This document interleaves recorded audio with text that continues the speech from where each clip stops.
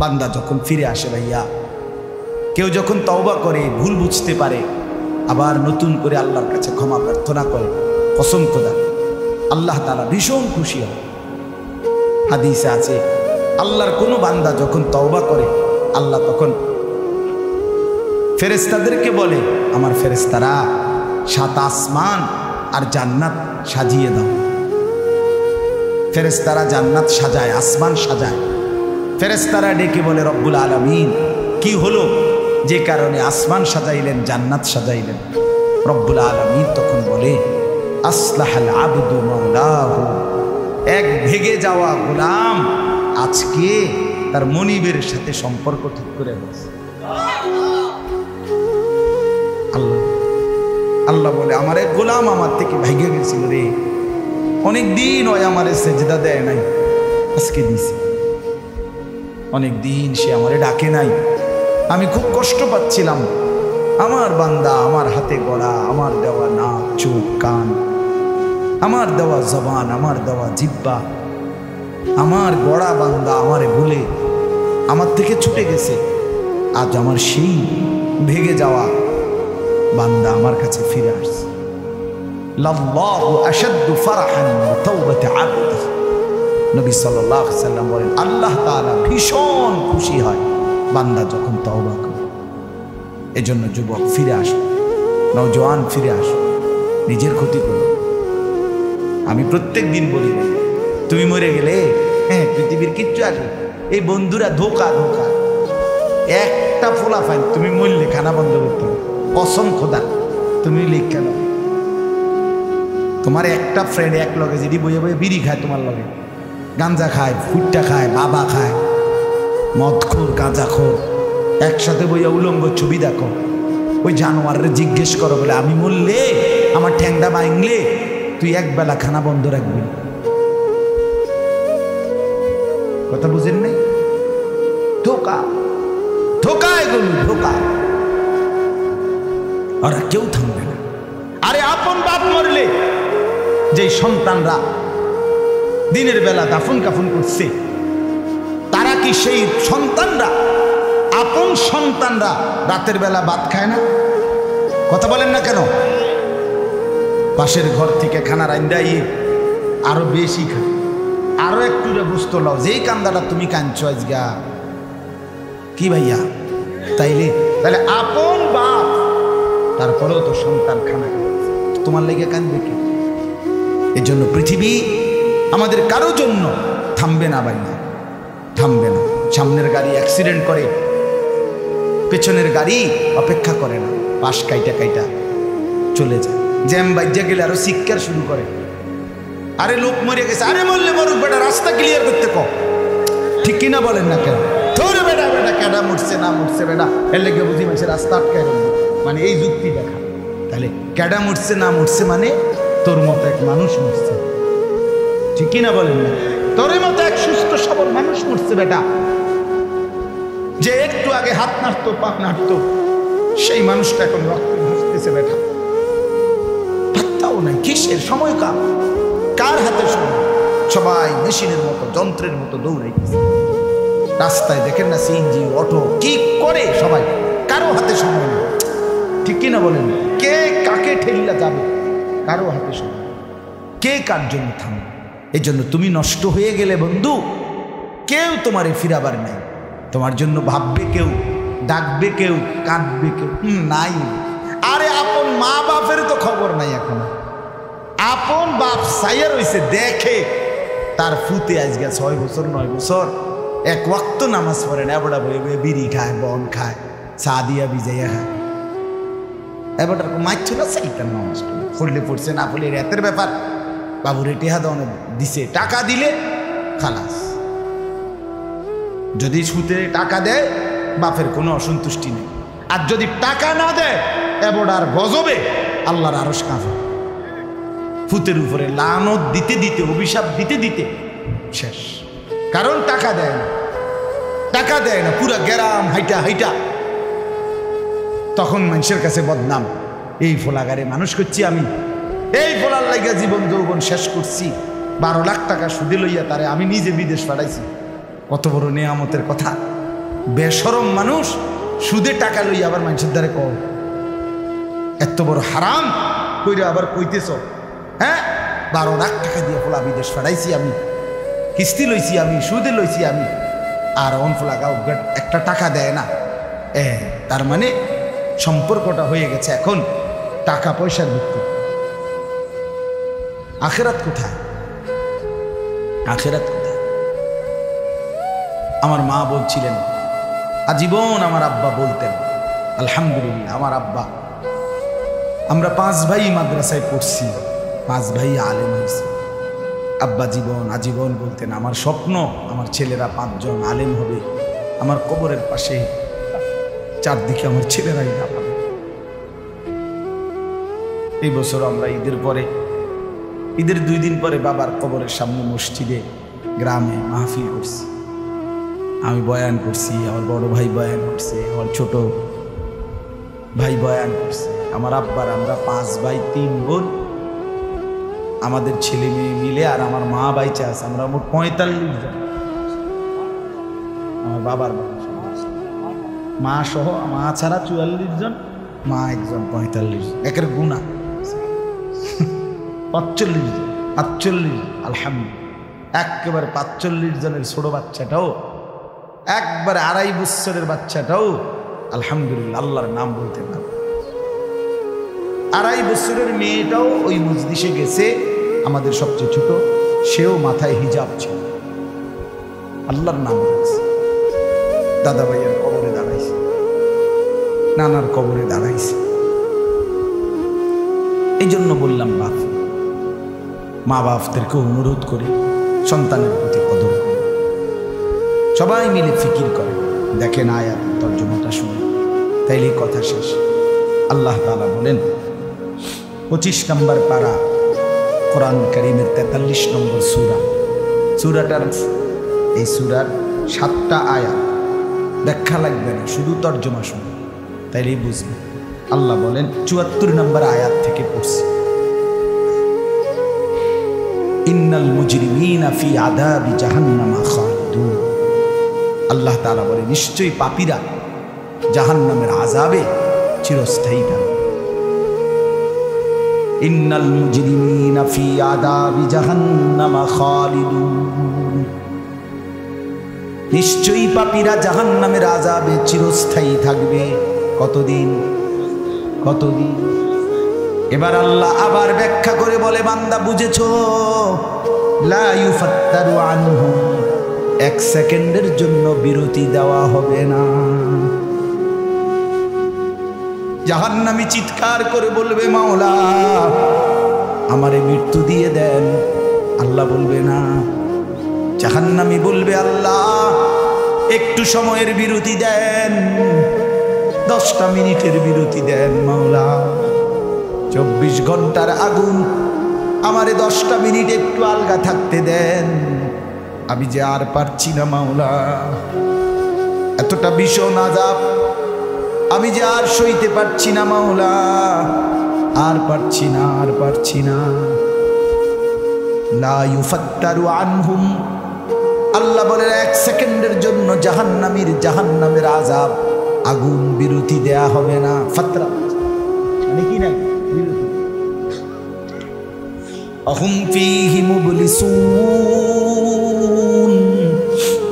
এরপরে আল্লাহ বলেন জাহান্নামী এই দীর্ঘ 24 ঘন্টা অনন্তকাল আযাবের মধ্যে থাকবে কেমনে থাকবে মুবলিসুন বিষণ্ণ হয়ে উদাস মনে কোনোদিন চেহারায় 1 সেকেন্ডের জন্য হাসি ফুটবে না কোনোদিন আর সুখের নাগাল পাবে না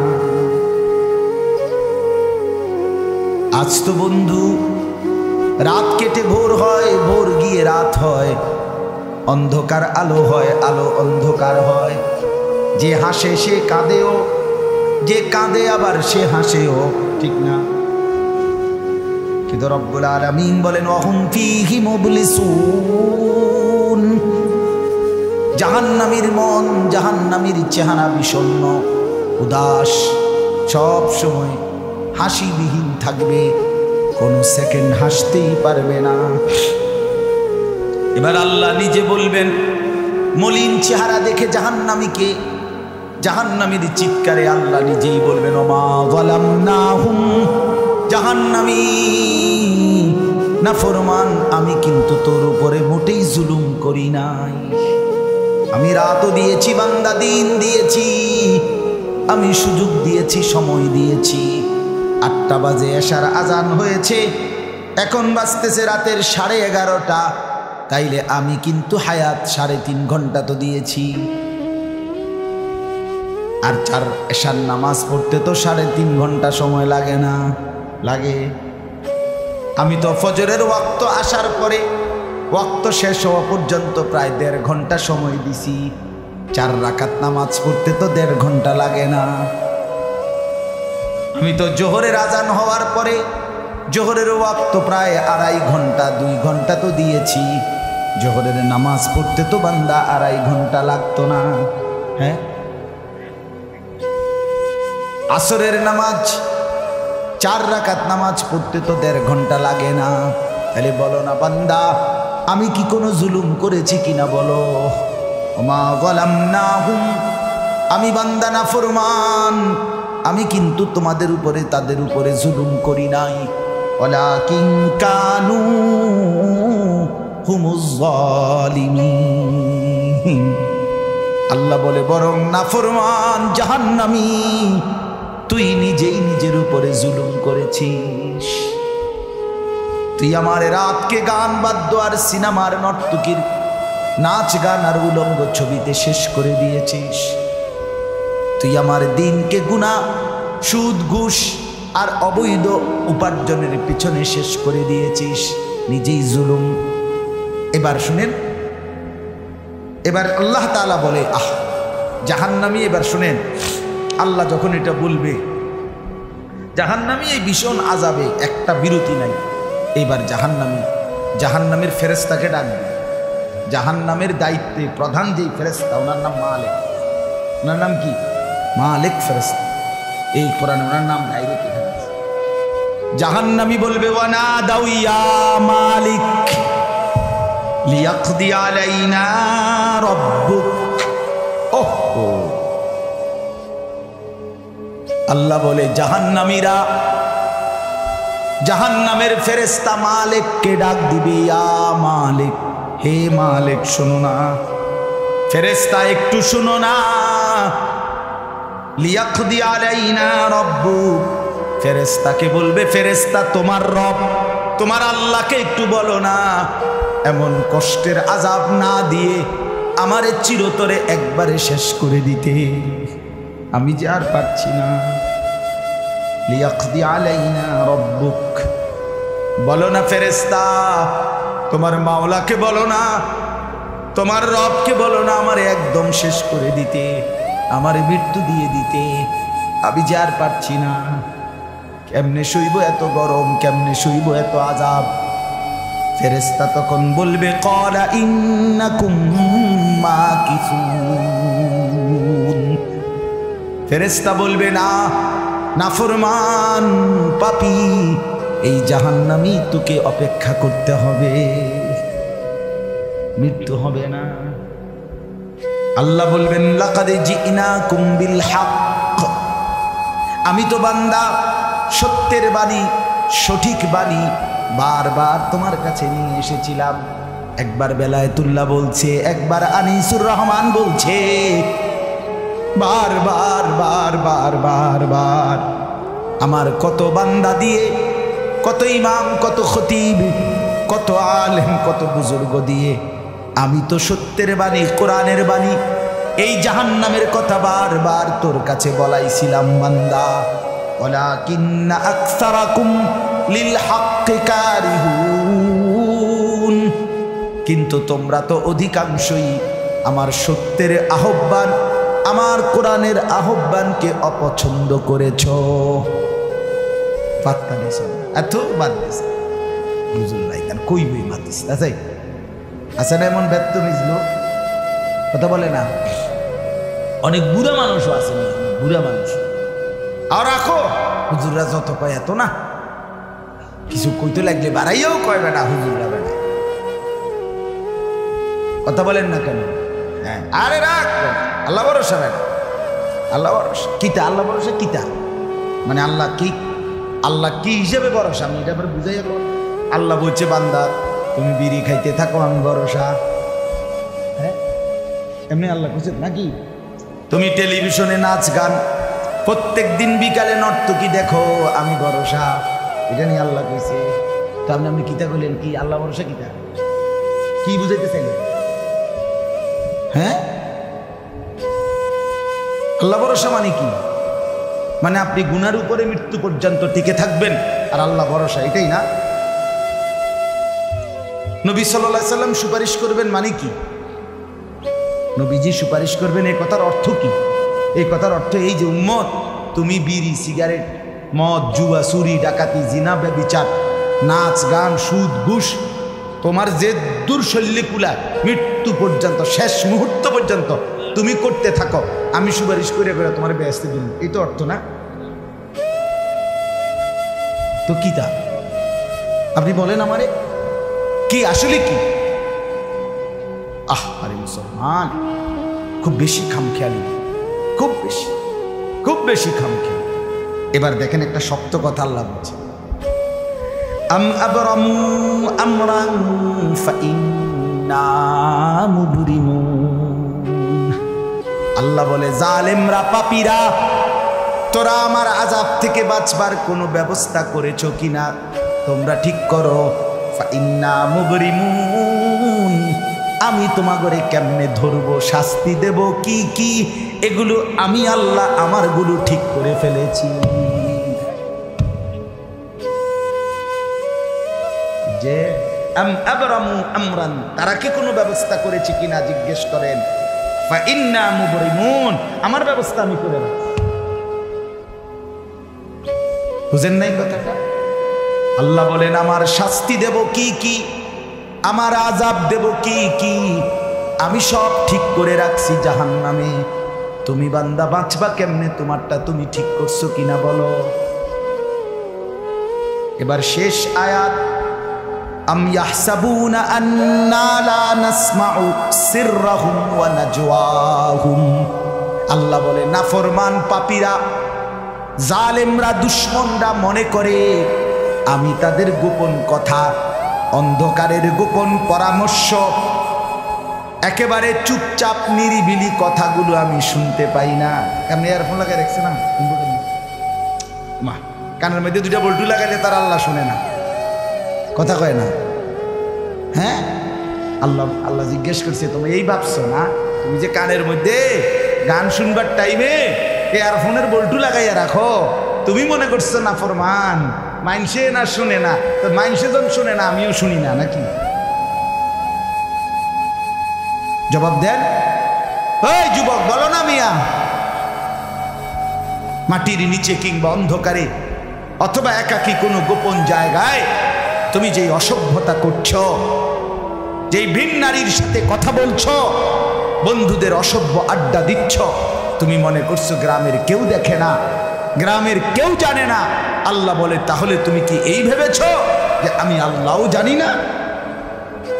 বালা, হ্যাঁ আল্লাহ বলেন আমি জানি, আমি শুনি, আমি দেখি। আর অরসুলুনা লাদাইহিম ইয়াকতুবুন, আমার পক্ষ থেকে মনোনীত ফেরেশতা ডান কাঁধে বাম কাঁধে তারা কিন্তু সাথে সাথে 24 ঘন্টা ইয়াকতুবুন লিখতেছে লিখতেছে লিখতেছে কিনা বলেন? ডান কাদের আর বাম কাদের ফেরেশতাকে তুমি তোমার থেকে আড়াল করবা কেমনে?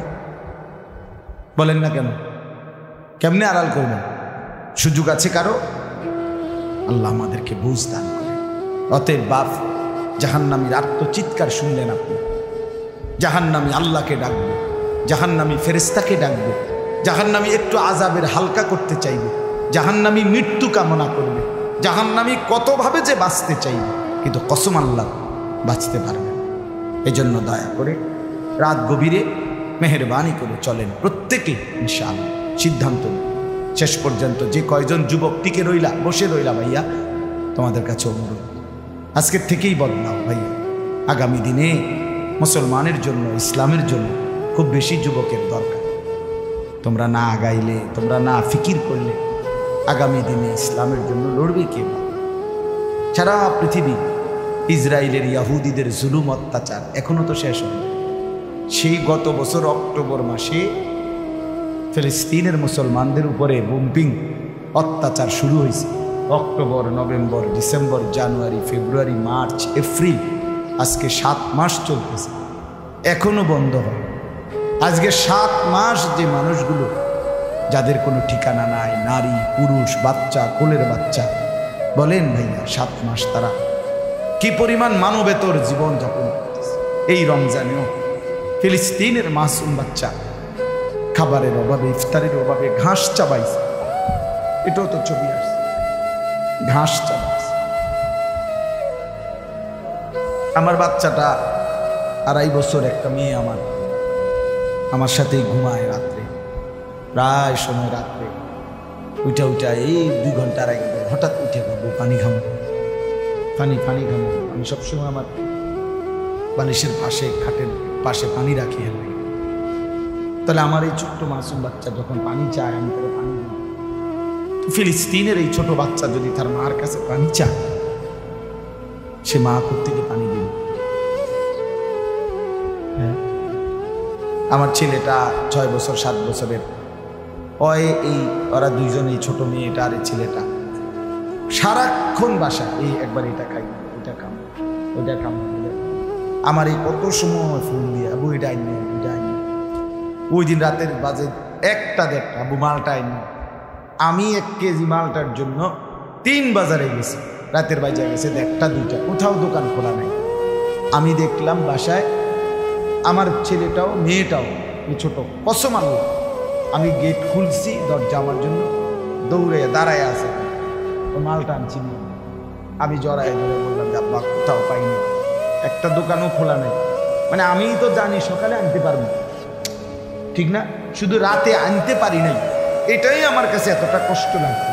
তো যেই বাবা, যেই মা ওই মাসুম বাচ্চাদেরকে আজকে 7 মাস খাবার দিতে পারে না, ওই বাচ্চাকে, ওই বাবার কলিজার কি হালাত।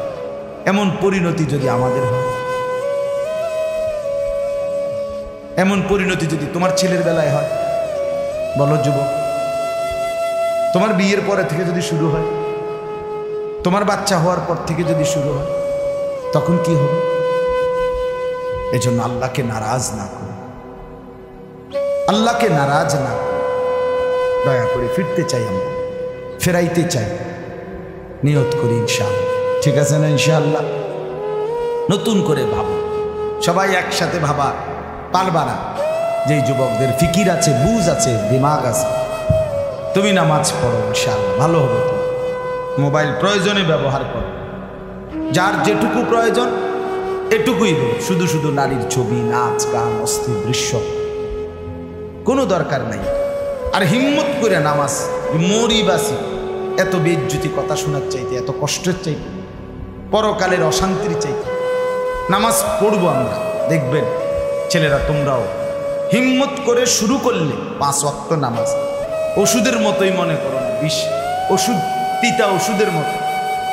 দেখবে 1টা মাস যদি কেউ একটু জন্মা যে মরি বাসি নামাজ পড়মুই, কসম একসময় এটা মজাদার হয়ে যায়। সেজদা দিলে খুব মজা হয়।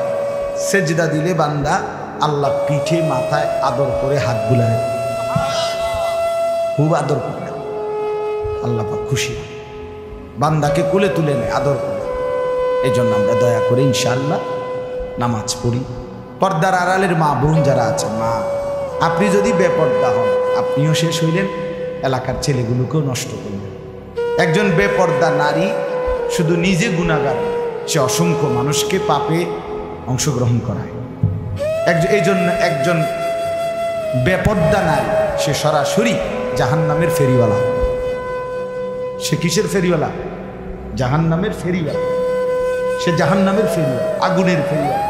কারণ সে তো তার রূপ যৌবন দেখাইতেছে, ফেরিওয়ালার মতো পিছনে পিছনে ডাকতেছে অসংখ্য যুবককে, দেখো আমাকে, বরবাদ করো নিজেকে,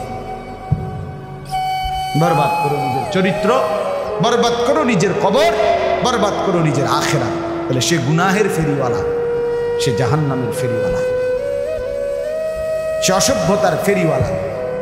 এজন্য একটি সমাজের মধ্যে সবচেয়ে নিকৃষ্ট বেপর্দা না, বেপর্দা না। আল্লাহ তাআলা আমাদের মা বোনদেরকেও হেফাজত। আজকের মাহফিল যে যুবকরা সাজাইছে, আল্লাহ তাআলা সমস্ত নওজোয়ানদেরকে কবুল করে। বাস্তবতা হইল আসলে 4-5 মাস, মেইন শীত সিজন 4 মাস 5 মাস। এখন 5 মাসে যদি 30 দিন করে হয় তাহলে হইল 150 দিন। যদি প্রতিদিন 2টা করে মাহফিল দিতে হয়, দেওয়া যায়, তাহলে 300 মাহফিল মনে করে। এখন মাহফিলের কাগজ আমার গাড়িতে এখনো আছে, কমপক্ষে 1500-2000 এটি আমরা ফরে রয়েছে কাগজ, ব্যাগ ভরা এতটি কাগজ। আমি কি করতে পারি? কেমনে দাও, কিভাবে দাও? আচ্ছা, সারা বাংলাদেশ তো নবীনগরকেই বলে, ঠিক না? বাংলাদেশ মানে তো নবীনগর।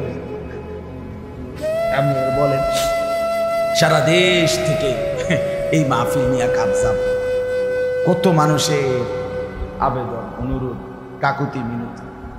এরপরও আমাদের এই মুফতি বেলায়েতুল্লাহ সাহেব এবং আমাদের এই নবীনগর এসআর মসজিদের ইমাম মকবুল ভাই, মৌলানা মকবুল সাহেব, এরা সবচেয়ে বেশি মাহফিলে কম না। আলহামদুলিল্লাহ, আমি চেষ্টা করছি, ওনাদেরকে অনেকগুলো মাহফিল দিচ্ছি, আরও দেওয়ার ফিকির আছে, কিন্তু আসলে সময় একদমই অল্প। মূলত খুব বেশি ডেট নাই, কুলাম যায়, এই জন্য এই সময় দিতে হচ্ছে। ওই ভাই ইমাম সাহেব অনেক অনুরোধ করছে, আমারও মনে আছে, ওখানে বারবার বেশি অনুরোধ করছে। এই জন্য যাক, আল্লাহর দয়া আশা হয়েছে। আমিও আপনাদের জন্য দোয়া করি, আপনারাও আমার জন্য দোয়া করবেন। আল্লাহ তাআলা আমাদের সবাইকে মিলেমিশে দ্বীনের কাজে অংশগ্রহণ করার তৌফিক দান করেন। আমিন।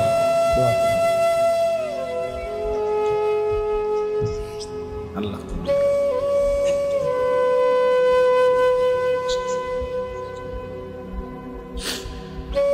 অনেক কষ্ট করে প্রবাসী যে বিদেশি ছেলেরা, আমি নিজ চোখে দেখি। এইবারও আমি উমরায় গেছি, যে রমজানে, এই রমজানে আমি প্রবাসী ভাইদের রুমে রুমে গেছি, বয়ান করছি। 12 জন, 14 জন, 16 জন, 20 জনের রুম, হালাকা। এবার বেলায় যে হালাকা কাটিয়া, ওখানে গিয়ে বয়ান করছি। এবার এই আমগো প্রবাসী বাংলাদেশি, আর এই অনেক কষ্ট করে, 12 ঘন্টা 14 ঘন্টা ডিউটি করে। হ্যাঁ, এরপরে আপনার এই ছোট্ট একটা রুমের মধ্যে 14 জন 16 জন একসাথে ঘুমায়, নিজেরা রান্না করে খায়, নিজেরা। ঠিক আছে, কথা হবে ইনশাআল্লাহ। হ্যাঁ, এই জন্য এরা অনেক কষ্ট করে। এই কসবার এক ছেলে, আমি এক মাস এবার আমার এইবার রমজানে জড়ায় ধরা আমার কানছে অনেক, বিদেশ মক্কায়। ছেলেটা আমারে বলতেছে, হুজুর আমি 8 বছরে আজকে বিদেশ করি, এই 8 বছরে কোনোদিন এই বিদেশে একজন ভালো ডাক্তার কোনো শরীরে কোনো রোগ সুখের জন্য দেখাই না।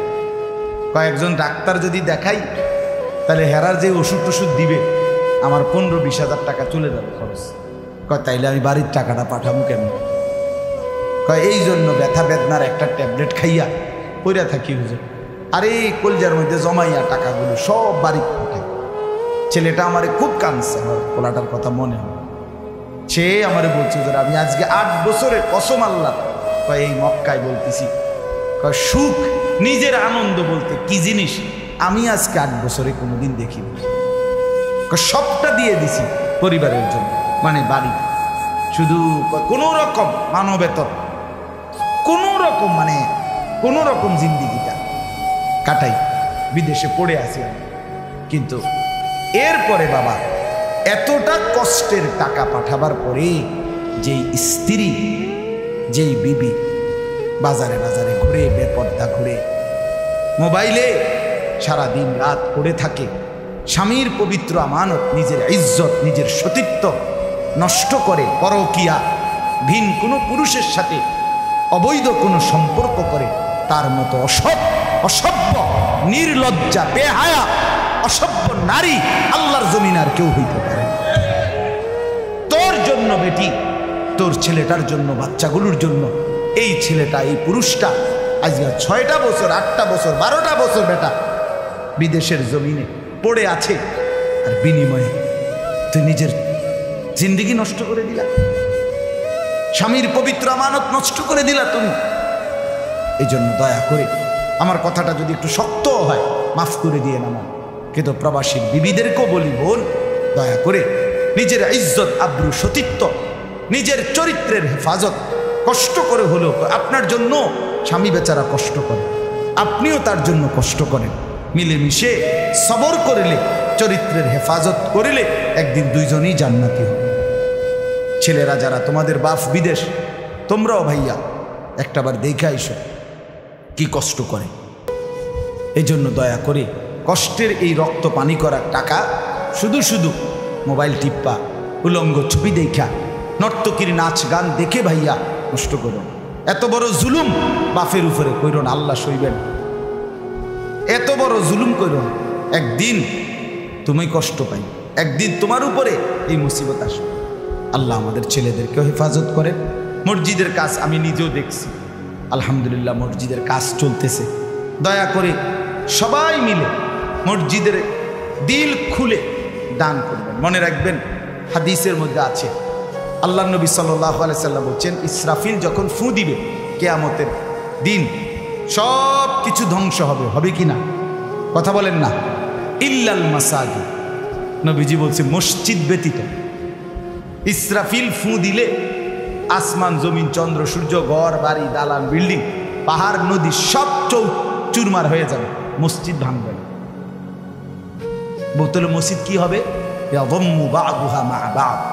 এক মসজিদ আর এক মসজিদের সাথে লাগবে, মিশবে আর কি, মিশা সব মসজিদ কাবা ঘরের সাথে মিলবে, একসাথে আল্লাহর ঘর কাবা সহ একসাথে সবগুলো জান্নাতে চলে যাবে। এরপরে এই জন্য মসজিদের দান যে করলেন, আপনি মসজিদে টাকা পয়সা দান করলেন, যে এই মসজিদ আপনি বেহেশত থেকে দেখবেন, আর এই যে আমরা কেন মসজিদ বুঝেন নাই। এই জন্য মসজিদের দান শেষ হয় না, মসজিদের দান কি হয় না, শেষ হবে না। আপনি দিয়ে যাবেন, এ আগে দিছেন আবার দিবেন, সামনেও দিবেন, ঠিক আছে ইনশাআল্লাহ। সবাই সহযোগিতা করেন। ভবিষ্যতেও ছেলেরা তোমরা নিজেদের এই মাহফিল আন্তরিকতার সাথে মিলেমিশে চালু রাখো, চেষ্টা করবা। আমরাও যদি কখনো আবার সুযোগ পাই আসার চেষ্টা করব। আরও ওলামায়ে কেরাম বেলায়েত ভাইয়ের সাথে কথা বললে ফিকির করে দেবে ইনশাআল্লাহ, চেষ্টা করবে। আল্লাহ তাআলা সবাইকে কবুল করুন। আলহামদুলিল্লাহ।